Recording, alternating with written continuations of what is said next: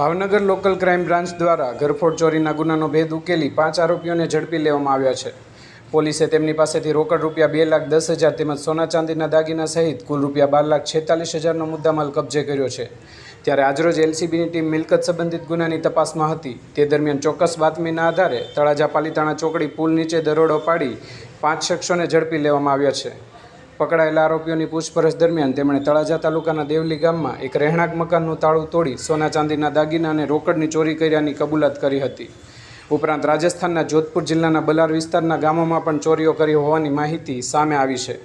પોલીસે આરોપી પાસેથી સોનાના મંગળસૂત્ર, ચેન, પેન્ડલ, ઝુમ્મર તેમજ ડાયમંડવાળી વીંટી, ચાંદીના કડા, કંદોરા, ઝાંઝરી સહિતના દાગીના તેમજ 2 મોટરસાઇકલ, 1 મોબાઈલ ફોન અને રોકડ રકમ મળી કુલ રૂપિયા 12,46,000નો મુદ્દામાલ કબજે કર્યો છે। આરોપીમાં વિનોદ ઉર્ફે ઈગુડો સરવૈયા, મહેશભાઈ વાઘેલા, કાનુબેન વાઘેલા, હીરાબેન પરમાર અને રાહુલ ઉર્ફે ફાલી ચારોલિયાનો સમાવેશ થાય છે। આરોપીઓ સામે અગાઉ પણ ગુજરાતના વિવિધ પોલીસ મથકોમાં ચોરી સહિતના અનેક ગુનાઓ નોંધાયેલા હોવાનું પોલીસ તપાસમાં સામે આવ્યું છે। આરોપીઓ વિરુદ્ધ કાયદેસરની કાર્યવાહી કરી તેમને તળાજા પોલીસ સ્ટેશન ખાતે સોંપવામાં આવ્યા છે। સાથે જ રાજસ્થાન પોલીસને પણ જાણ કરવામાં આવી છે।